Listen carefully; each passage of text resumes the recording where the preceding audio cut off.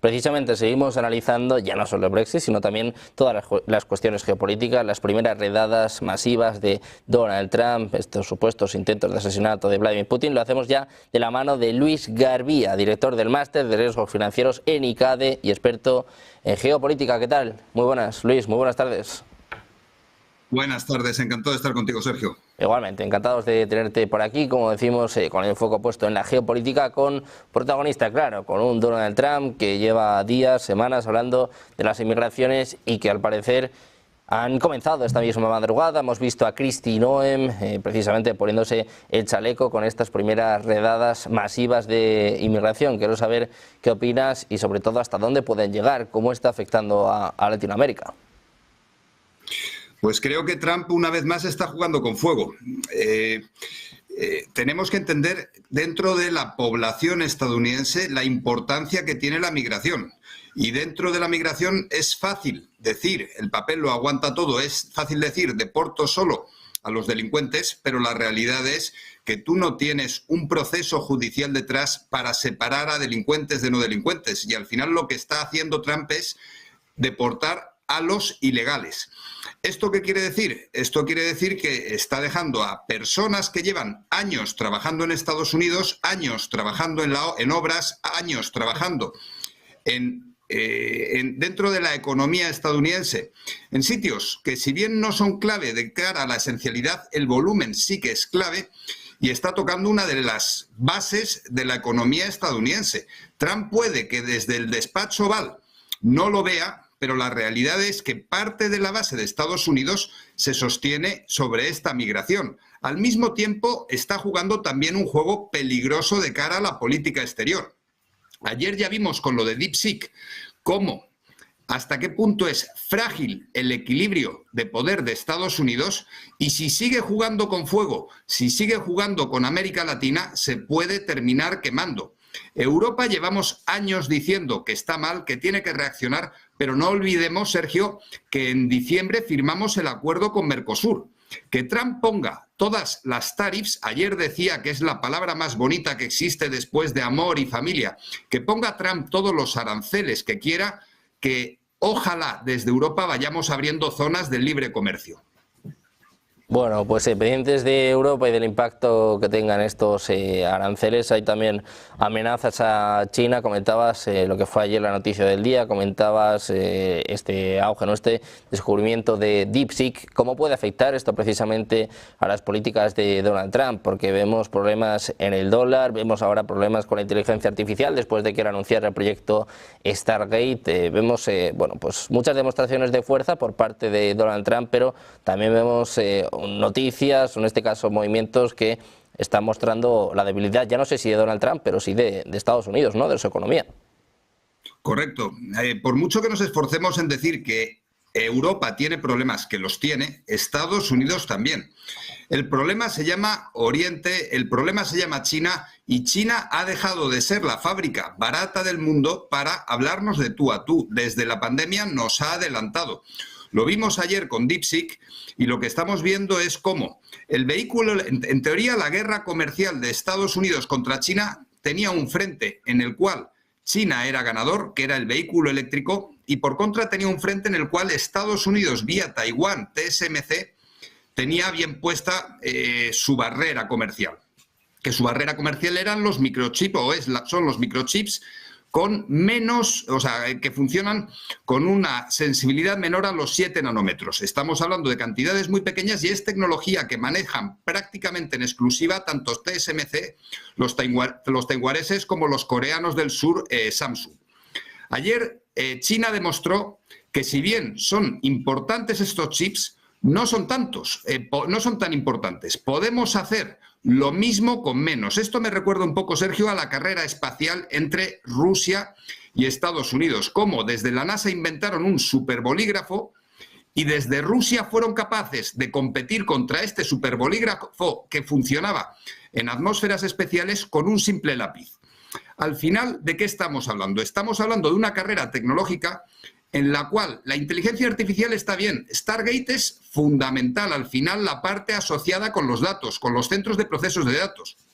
Trump la semana pasada anunció que había invertido 500.000 millones de dólares, perdón, que iba a invertir su administración 500.000 millones de dólares en Stargate, y ayer China demostró cómo, entrenando a un modelo con 5 millones de euros, es capaz de vencer a esa estrella de la muerte, a ese Stargate de Trump. Esto es todo relato, pero es un relato en el cual también está ganando China. ¿Cuál es la realidad que subyace detrás de todo esto? Que tenemos que cambiar el modelo energético, que necesitamos más centros de procesos de datos y que China, sin duda, lleva la delantera tanto a Europa como a Estados Unidos, por mucho que Trump se esfuerce en parecer más fuerte de lo que realmente es. Bueno, pues pendientes de la fortaleza de Donald Trump, el que ya no está en el cargo es Joe Biden, el expresidente de Estados Unidos, tampoco lo está Antony Blinken, y en las últimas horas ha llamado la atención unas declaraciones por parte de Tucker Carlson, que acusa a la administración de Joe Biden, acusa sobre todo a Antony Blinken de intentar asesinar a Vladimir Putin. Quiero saber qué credibilidad le das a esto y sobre todo, bueno, hasta qué punto hemos llegado, ¿no? ¿Qué podría haber sucedido en el caso de que esto fuese verdad o en el caso de que esto hubiera sucedido realmente? Punto 1, no tengo la más remota idea. Punto 2, supongo que Tucker Carlson querrá vender libros y hacer un poquito de leña del árbol caído, en este caso Biden y Blinken. ¿La realidad cuál es? Pues la realidad es que existe la CIA. La realidad es que Putin es un experto en aquello de eliminar rivales.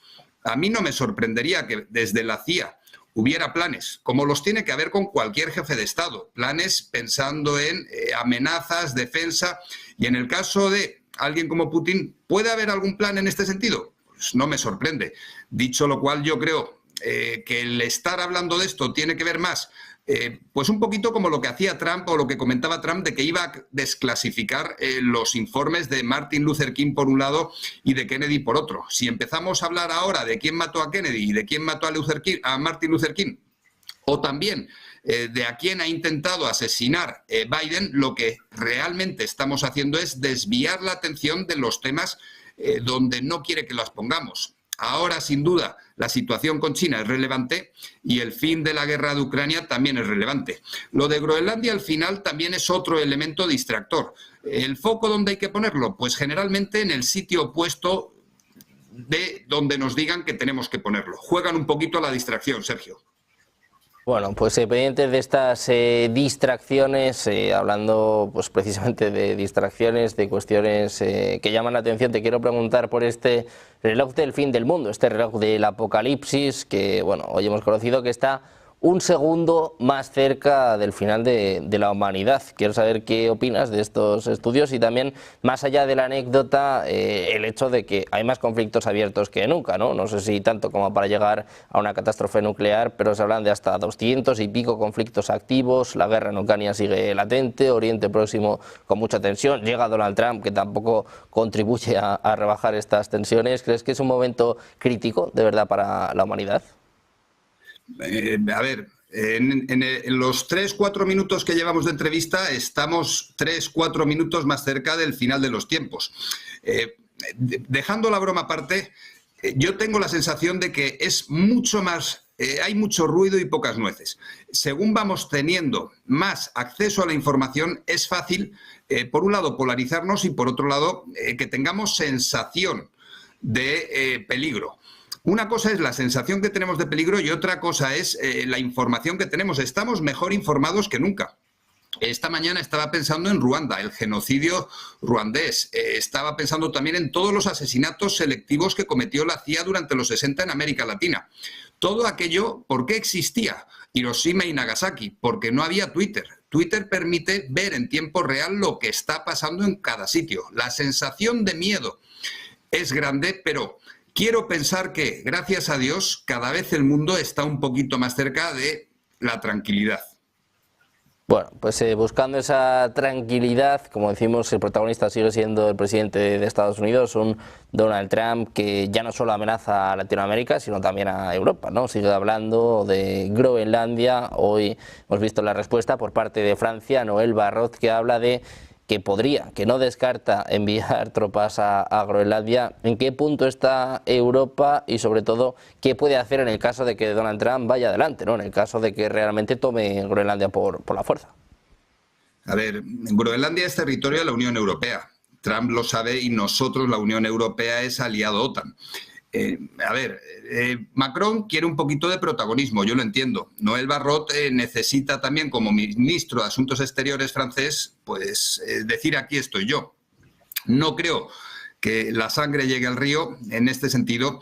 Y lo que sí que creo es que el Ártico tiene una relevancia tremenda si miramos un mapa no europeo, los mapas donde Europa está en el centro no, sino lo miramos más desde el polo. Al final el Ártico es una frontera con China directa, con Rusia también, materias primas, pero pensando en una posible hipotética ocupación del Ártico, ahí viven los inuits, o sea, hay gente que está viviendo en Groenlandia y al final una cosa es llenar titulares y la realidad es qué vamos a hacer con un terreno que probablemente Estados Unidos quiera, pensando en tierras raras, en posición geoestratégica, pero otros problemas hay bastante más importantes que probablemente no se estén negociando de cara a los focos, sino por debajo del agua, Sergio.